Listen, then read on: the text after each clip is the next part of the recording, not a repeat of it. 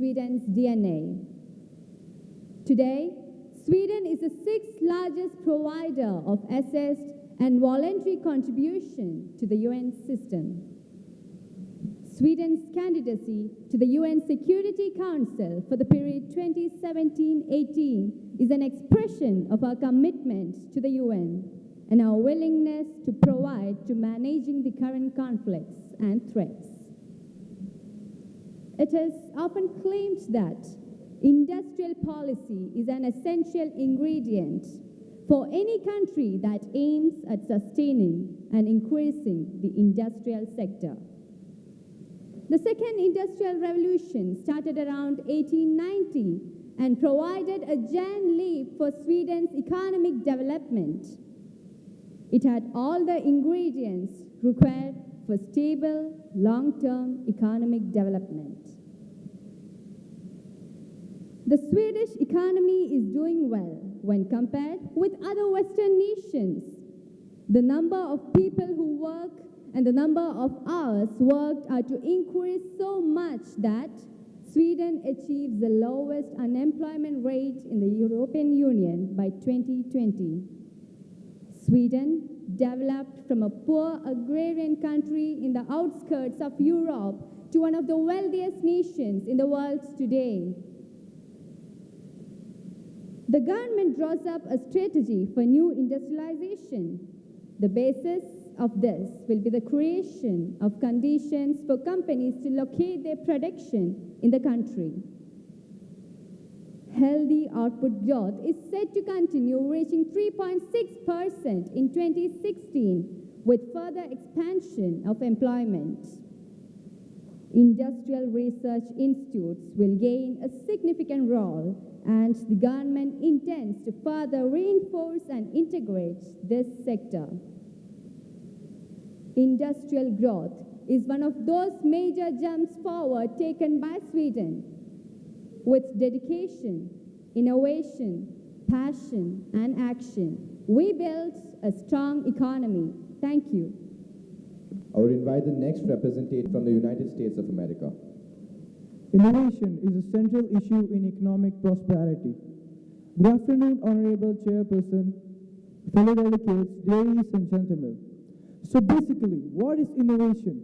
Innovation is an idea which must be replicable at an economical cost and must satisfy a specific need. Innovation involves deliberate application of information, imagination, and initiative in driving greater or different values from resources. Innovation is also a powerful tool for addressing our most pressing challenges as a nation, such as enabling more Americans to lead longer, healthier lives and accelerating the transition for a low-carbon economy. For an advanced economy such as the United States, innovation is a wellspring of economic growth. While many countries can grow by adopting existing technologies and business practices, America must repeatedly innovate because our workers and firms are often operating at technological frontier. America has long been a nation of innovators. The United States is the birthplace of Internet, which today connects over 3 billion people around the world. The American scientists and inventors have sequenced the human genome, invented the semiconductor, and have sent the humankind to the moon. And America is not done yet. An emerging community of civic leaders comprises of joining forces to build smart cities by harnessing the growing data revolution and doing so securely for protecting security and privacy. American manufacturing, which supplies to nearly 3/4 of all U.S. private sector of research and development. Today, and our ability to drive productivity and job growth in the future is increasing. I have seen that some of them are innovating in ways that make life for billions of people. Let me give you a couple of examples. One of the biggest problems in American education is that the students are taught, the teachers have to teach 30 students with different learning styles at the same time. Developers at Facebook, however, have built an online system that gives teachers the information and tools they need to require to create individualized lesson for all the students. The result is that the teachers can spend their time doing what they're best at, which is inspiring kids. The United States is now on the path to develop 99% of students access to high-speed broadband internet by 2018. This will help the United States to get a high population of literate population, and later will help US to improve the innovations. Innovation itself isn't limited to the United States. It's getting extended to different parts of the world. Hence, I would like to end my speech by saying that technology is neither good nor bad, but it's powerful. It's up to the people who develop and use it to determine what effect it has on the world. It's our job to encourage the innovators to improve the life. Now, I would like to call next representative from Ukraine. Good afternoon, Honorable Chair and my fellow delegates. As a representative of Ukraine, I stand before you to point out the concerns and challenges of my country. First of all, let me introduce to my country and give you a brief information about it. Ukraine lies in the eastern part of the Europe. Its area being 6,07,864 kilometers square is the largest in entirely Europe. Now, after its independence from Soviet Union, absolute and relative poverty has decreased, but the poverty in the rural areas are almost twice as there in the urban areas. Institutional challenges, including the weak public sector governance, is increasing.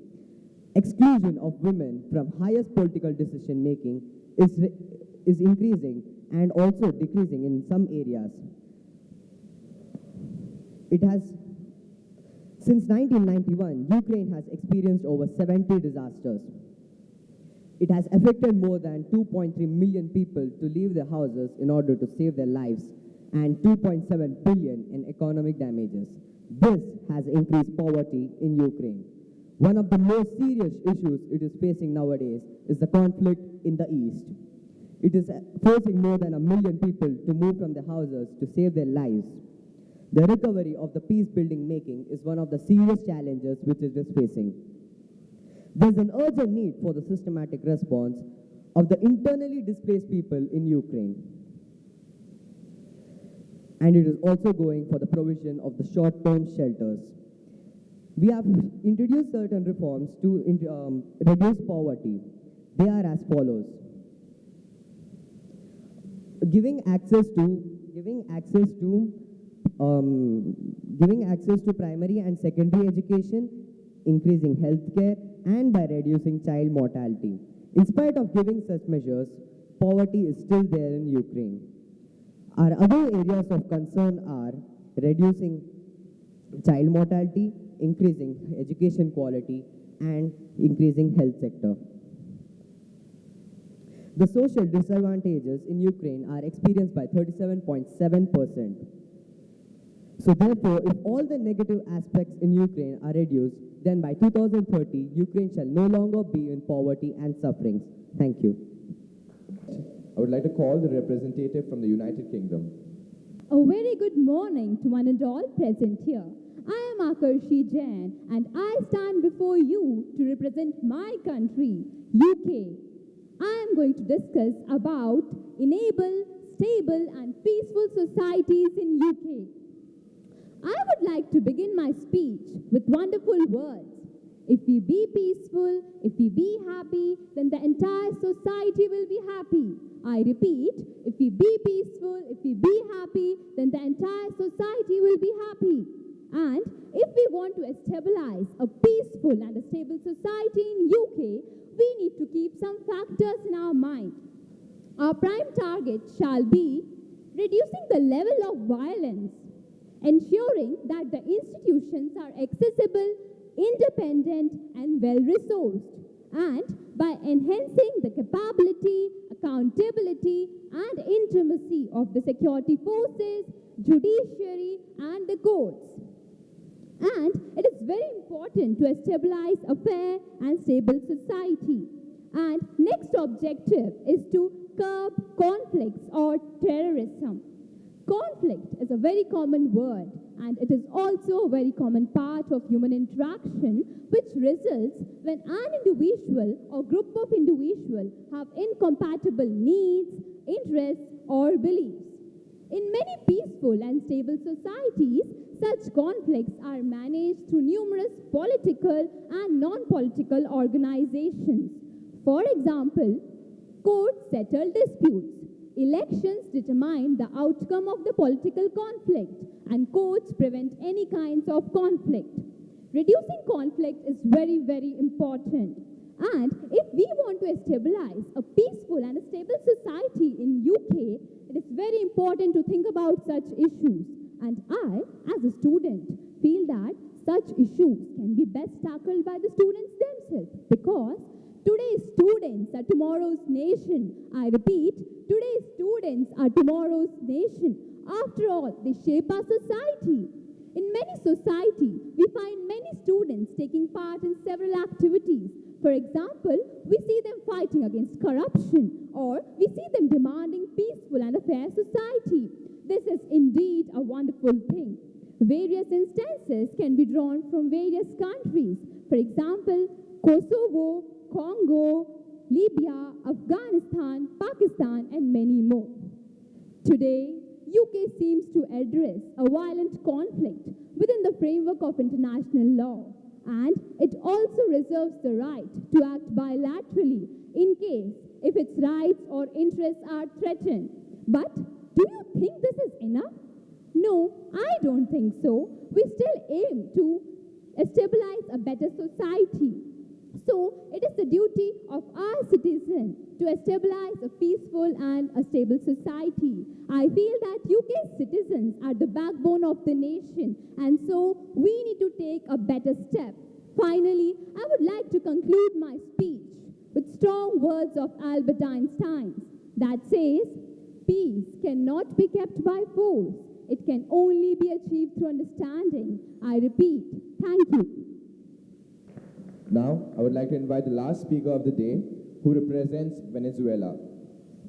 As one doctor said, it is incredibly frustrating when we are not able to do what we are trained to do, which is to cure an illness or at the very least alleviate pain. Respected Secretary General, fellow delegates, ladies and gentlemen, a very good afternoon to all of you. The right to healthcare was guaranteed in the Venezuelan Constitution in 1999. Through a trade pact with Cuba in 2003, Venezuela began to bring in Cuban doctors, medication, and medical technology. This was in exchange for low-cost oil for Cuba. Venezuela's healthcare system, long a source of pride for the country, is now in deep crisis. Thousands of patients are unable to avail healthcare and medication. Many more thousands are waitlisted for potentially life-saving surgeries. Doctors for Health, a network of medical residents working in public hospitals all over the country, reported results from a survey of 130 hospitals from 19 states, which found that 44% of operating rooms are unoperational and that 94% of medical laboratories are not functional. 60% of routinely stocked medicines are unavailable to the patients, and a majority of the medicines listed in the World Health Organization's model list of essential medicines are unavailable in pharmacies. At the end of 2014, public hospitals had waitlisted approximately 20,000 patients for surgery, including 4,000 at the University Hospital at Caracas. Venezuela has been experiencing sharp increases in terms of mosquito-transmitted viral diseases, of which 34,000 suspected cases are of chikungunya, and 75,000 suspected cases are of dengue, just because of the shortage of drugs. The end result is tens of thousands of people whose health and lives are at risk.